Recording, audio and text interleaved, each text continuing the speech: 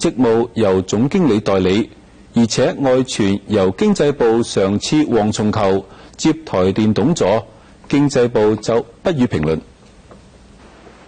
電價由一次調漲變成3段調漲，又傳出台電買煤買電太貴嘅爭議，民眾同企業強烈反彈。經濟部以簡訊通知媒體，已經收到台電董事長陳桂明嘅辭呈，原則上同意。外傳將會由經濟部常次黃崇球接台電董座。經濟部表示，人事要由行政院核定，無法評論。台電係董事長制，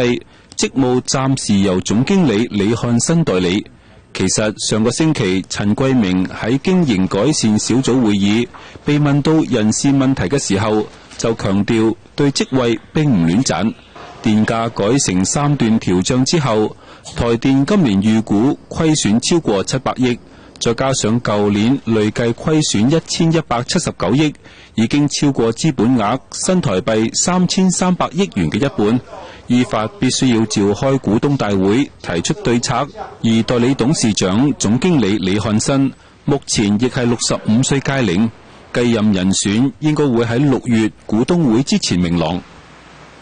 位於屏東嘅綠堆客家文化園區喺民國100年10月正式開園之後，參訪人數已經突破100萬人次，而總統馬英九第一次到園區參觀，除咗同全客語教學嘅幼稚園小朋友互相切磋客家話之外，仲認為園區可以再增加運動設施，令更多運動嘅鄉親願意親近園區。對此，客委會主委黃玉珍表示，未來嘅後續規劃會納入考量。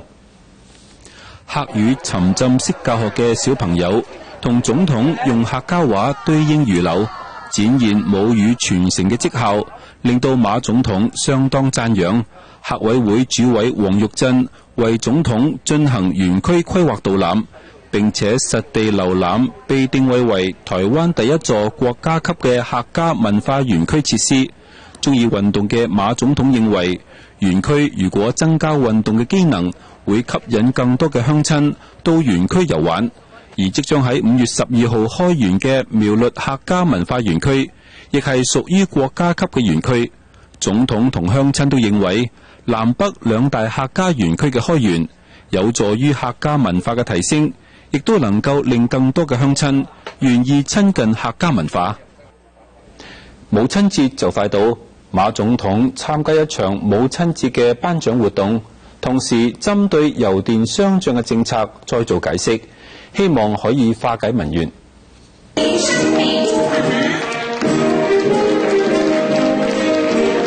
馬總統親自頒獎俾全台各縣市推舉出嚟嘅偉大媽媽，表揚呢啲面對逆境不過仍然樂觀以對嘅母親。馬總統亦都表示，自細受到媽媽同祖母影響最深，深感母教嘅重要性，推崇母愛最偉大。不過面對近嚟電價調漲，引發廣大民怨，馬總統亦都趁住呢個機會為惹民怨嘅漲電價再做解釋。馬總統話，電價調漲對弱勢家庭確實過意唔去，政策有定出330度以下用電戶唔調漲嘅門檻。不過電價的確唔能夠唔調漲，所以亦都處處把握同民眾面對面嘅機會，解釋再解釋，努力化解民怨。5月12號係護士節，為咗獎勵護理有功嘅護理人員，慈悅基金會舉辦第一屆10大南丁格爾獎。得獎人之中，資歷最深嘅係張美龍，工作將近40年。佢話人力缺乏嘅時候，曾經一個人照顧20幾個病患。企喺台上攞到南丁格爾獎座，張美龍笑得好燦爛，因為呢一個係榮耀嘅時刻。擔任護理工作將近40年嘅佢，回憶過去護士人力最缺乏嘅時候，曾經一個人要照顧20幾個病患。從事基層護理工作長達22年嘅李嘉玲，曾經唔理個人嘅安危，照顧愛滋病人，仲有 SARS 嘅病患，以專業嘅能力，仲有耐心穩定病情，獲得同仁同埋病患嘅肯定。亦都因為工作時間又長又忙，護士嘅離職率又高。喺護理人員抗議血汗醫院之後，衛生署長邱文達喺下晝表示，已經修正醫療機構設置標準，大幅調升護理呢啲人員嘅配置。不過就因為護士方補唔足護士嘅名額，唔少醫院開始減床，外傳明年全台醫院總病床數將會比目前少1/10。邱處長表示，未來只要補足新人力，應該唔至於發生減床嘅情形。為咗配合舊年兒童及少年福利法修正案嘅通過，未來線上遊戲分級將會分為5級，以年齡嚟區分，最快喺6月實施。線上遊戲之中，經常見到打打殺殺同埋暴力呢啲犯罪情節。目前線上遊戲分級分為限制級、輔導級、保護級，仲有普通級。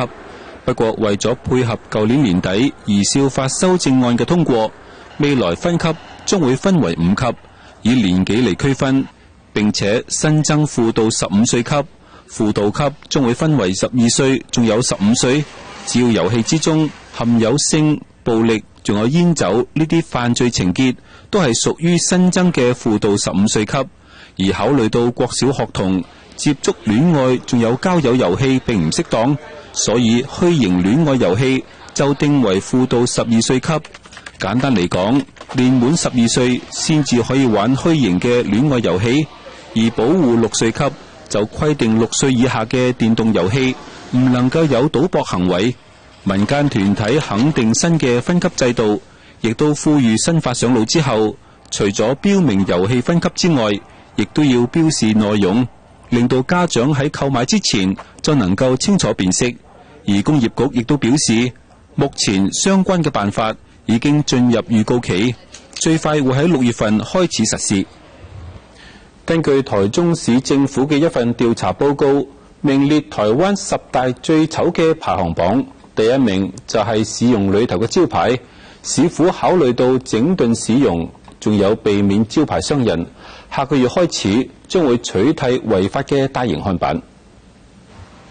台中市區嘅招牌各出奇招，好似係鄰近交流道口嘅台中7期，係各建商嘅兵家必爭之地。看板唔單止要搶到好位，尺寸仲一座比一座更加大，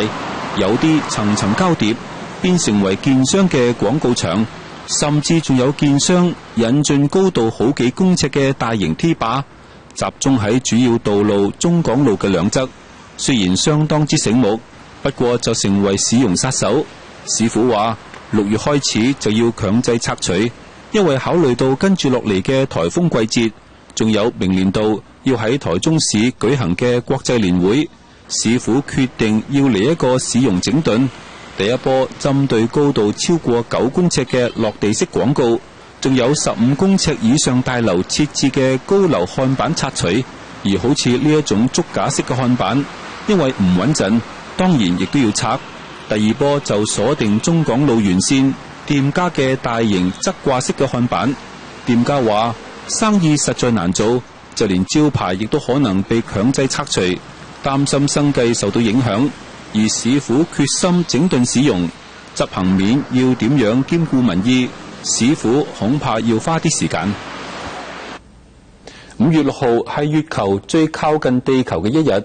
而且仲係滿月。呢個情況被西方人稱為超級月亮。呢個時候嘅月亮唔單止比平時大，而且更加光。因為鋒面已經逐漸遠離台灣，除咗花東雲層比較厚之外，西部嘅民眾應該仲有機會睇到超級月亮。最近網路上好多人喺度討論超級月亮就要出現，其實呢一種係年年都有嘅現象，因為月球繞住地球公轉，而軌道係橢圓形嘅，最靠近地球，而且仲係滿月嘅呢一日就係超級月亮。天文館表示，今年嘅超級月亮同距離最遠嘅滿月比起上嚟，面積大約係大1成，民眾用肉眼其實唔容易分辨，只係會覺得滿月又光又圓。雖然發生嘅時間係喺台灣正逢中午，不過晚上亦都一樣可以欣賞得到。呢幾年客委會有關客家文化生活環境營造嘅補助計劃越嚟越多，為咗令到基層提案單位更加能夠掌握內容規劃，花蓮縣客家事務處舊年11月成立咗全台灣唯一嘅縣級專家輔導團，透過專家學者仲有文史工作者嘅建議，令到鄉鎮公所或者係地方社團嘅承辦人員能夠依照唔同類型嘅需求，規劃出符合在地特殊性嘅內容。專家輔導團正喺度為鳳林鎮公所及客家社團解說，如何能夠更有效率咁規劃出提案內容。有鑑於地方鄉鎮公所提案能力有限，或者係部分專業顧問公司唔了解在地特殊性，導致提案內容不符公所期待。為咗提升客家重點發展城鎮提案嘅能力同品質，花蓮縣客家事務處特地喺舊年11月成立縣級嘅專家輔導團，經過將近半年嘅運作。目前花蓮8個客家重點發展鄉鎮中，已經有4個鄉鎮完成資源調查。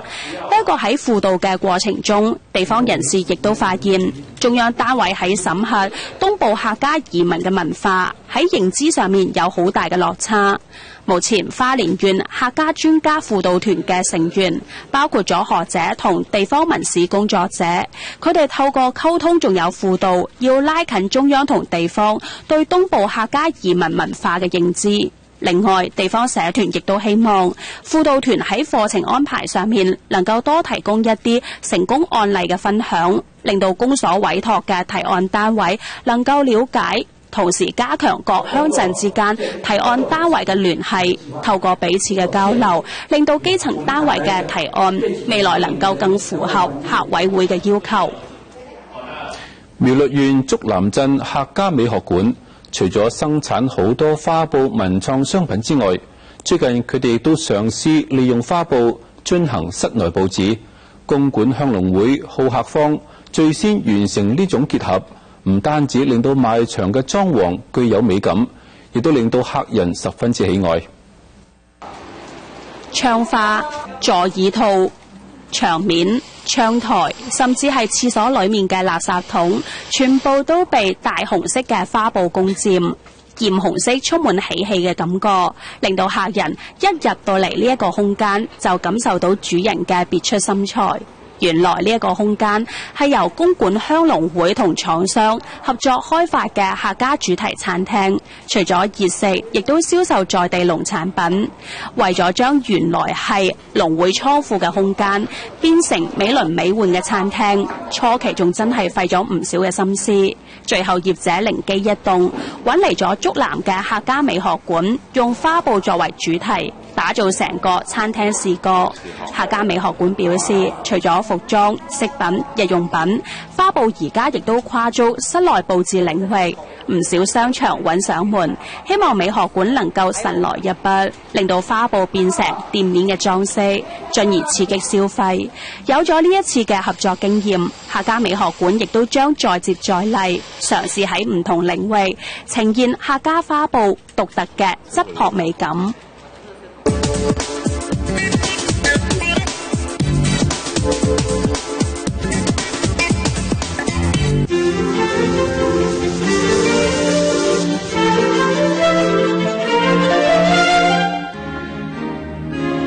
来到幸福农莊，就是實踐擁抱大地的心願。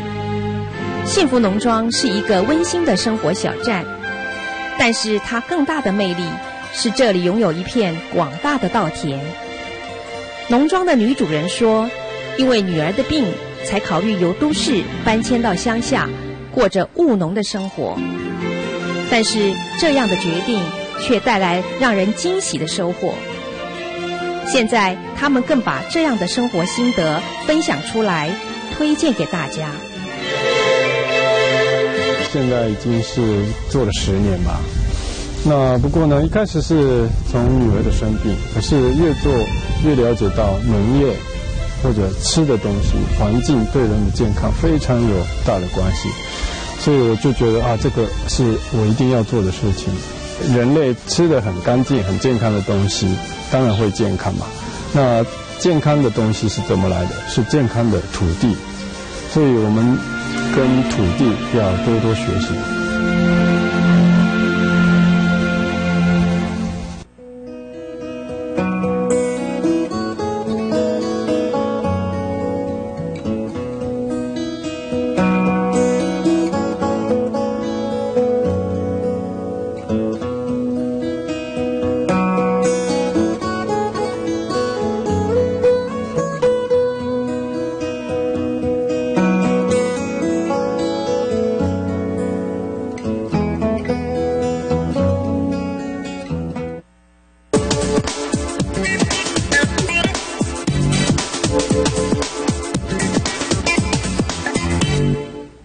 國際事務青年人才培訓計劃華語文組獲選嘅19位學員到僑委會參與行前學習分享營活動。僑委會副委員長任宏勉勵學員借住訓練課程增進自己嘅教學能力，亦都開闊視野。國際事務青年人才培訓計劃19位華語文組嘅學員參加行前分享營嘅活動。除咗互相認識之外，亦都傾聽學者嘅經驗分享，為前往美國大華府地區進行為期6個星期嘅訓練課程做準備。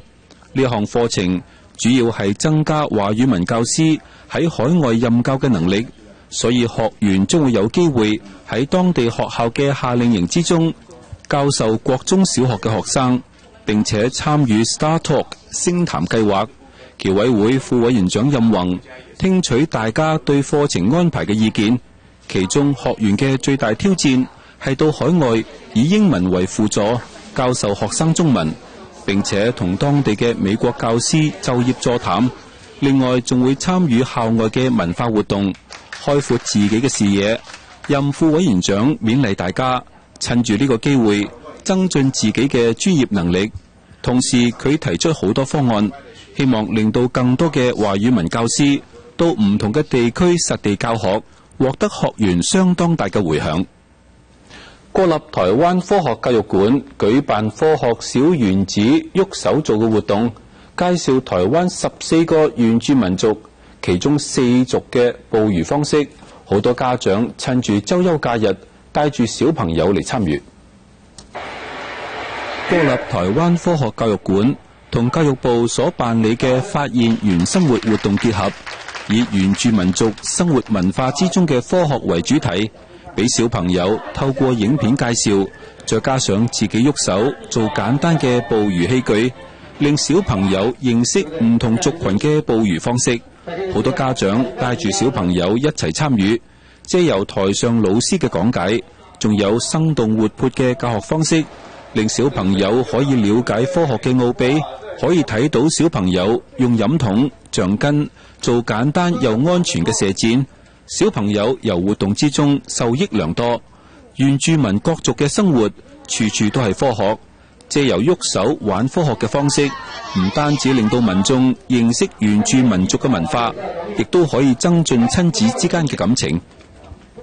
西方經典歌劇《卡門》碰上台灣嘅歌舞，會激盪出咩嘢火花呢？最近有劇團做咗呢一種嘗試，而且將卡門故事場景由西班牙搬到台北嘅東區，帶你一齊嚟睇下。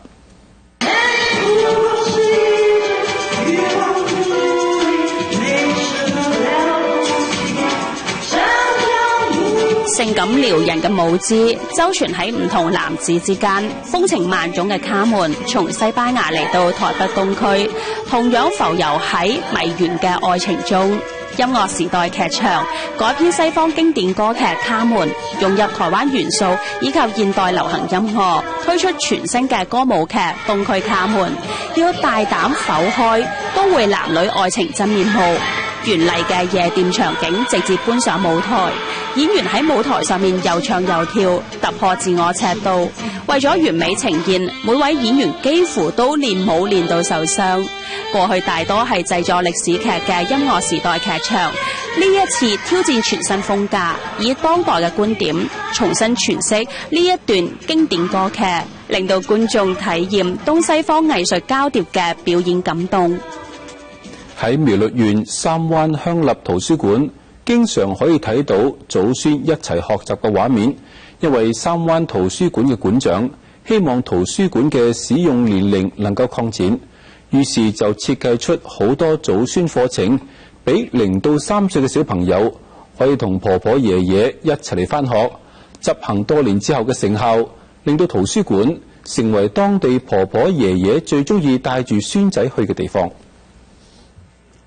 咁親密嘅畫面，令到人好羨慕呢一對祖孫嘅感情，唔係出現喺都會嘅城市，而係喺圖書資源唔多嘅三灣鄉。每當圖書館舉辦祖孫共同學習嘅智齡課程，圖書館裏面總係會充滿類似嘅溫馨畫面。為咗唔令到社區圖書館成為只有學生會使用嘅寄書中心，三灣圖書館規劃咗一系列課程，包含英文仲有才藝。特別嘅係呢啲課程需要親子一齊嚟上堂。咁樣嘅課程安排，令到孩子從細就開始學習利用圖書館，而上咗年紀嘅長輩亦都願意嚟圖書館裏面翻下書，陪個孫讀書。三灣鄉嘅圖書館充滿天倫樂，喺圖書館人員嘅用心規劃下，呢一座偏鄉嘅圖書館好似地方嘅樂園，令到大人同細路仔都流連忘返，遨遊書海。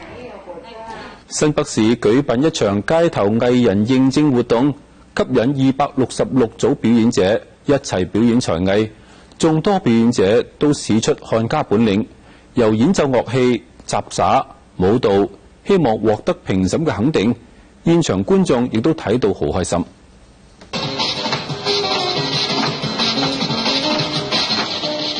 來自苗栗公館嘅徐開元打扮成卡通人物，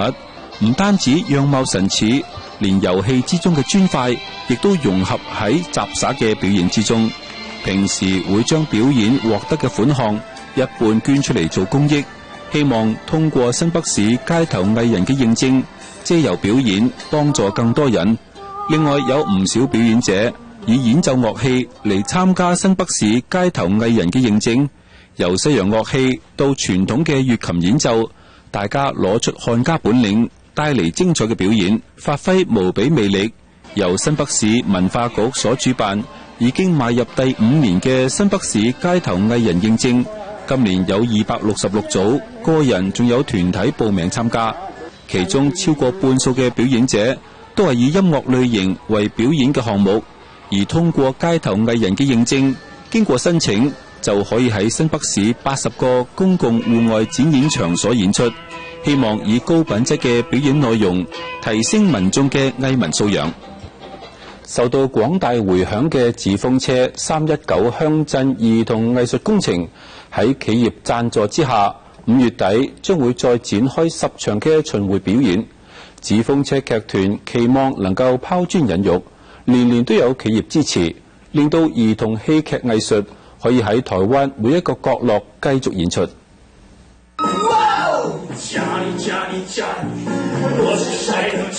充滿歡樂氣氛嘅兒童歌舞劇最能夠吸引小朋友注意。紙風車319鄉村兒童藝術工程歷經5年，跑遍全國319個鄉鎮，喺舊年12月演出最後一場，告一個段落。為咗令到藝術創作唔中斷，兒童戲劇持續喺全台演出，有企業同紙風車合作，再推出10場巡迴演出。首場加碼演出5月底將會喺台北登場。除咗膾炙人口嘅經典創作，紙風車亦都將推出更有想像力同教育性嘅新作品，延續全台到處走嘅呢一種方式，令到兒童藝術扎根台灣每個角落。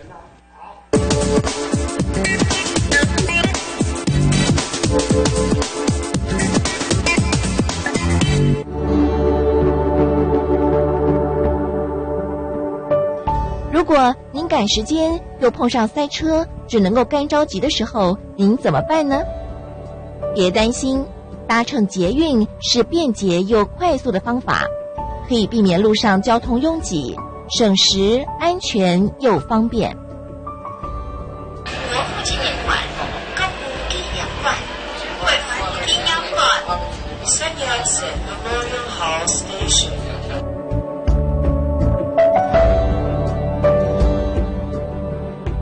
台北捷运系统之后，高雄捷运也开通了。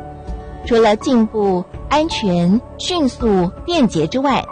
每一站的公共艺术更是国际级的艺术家精心打造。搭乘的同时，也可以来一趟艺术之旅哦。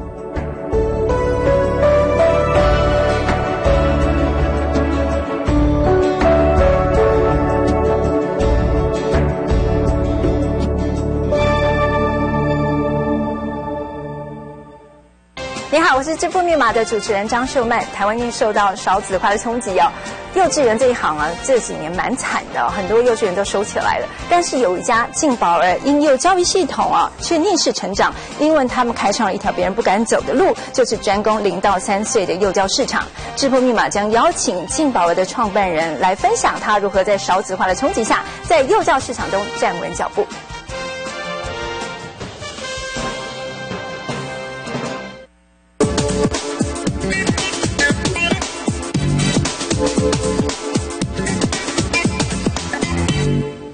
跟住落嚟係各地方嘅藝文訊息。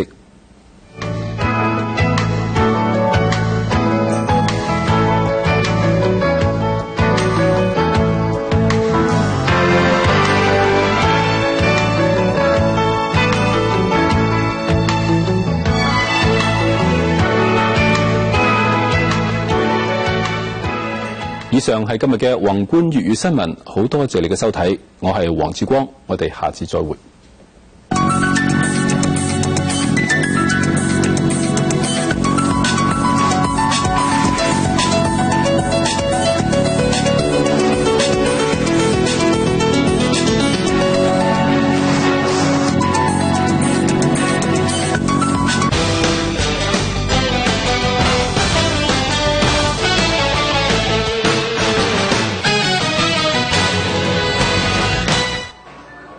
从幼稚园老师到大学教授，40名泰国华文教师来到台湾，参与侨委会举办的泰国华文教师研习班。经过19天的研习，老师都收获满满。其中课程的设计包括实地教学演示与检讨，以及到龙安国小和黄金博物馆参观，都让学员印象深刻。侨委会副委员长任宏特地出席结业式，除了祝贺大家完成研习课程，也勉励老师能够不断充实自己的专业能力。华文教育现在是越来越热啊，那么大家赶上了这一个非常热门的时代。但是呢，华文教育呢，事实上还有很多需要努力的空间。这个努力的空间呢，我觉得关键还是在老师。侨委员会呢是在不断的努力，希望做很多的训练，希望老师的专业能力能够加强。结业式上，侨委会特别播放所有研习课程的影片，希望老师们不要忘记台湾。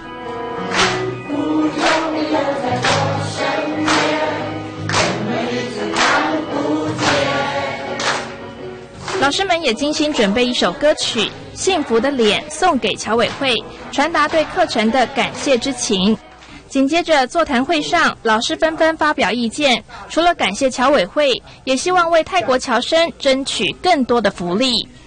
提供了很充实的理论基础啊，那这样对我们的华文老师回到泰国去所接受到的这种薪资，也可以注入到我们的华文教学哈。那尤其是对台湾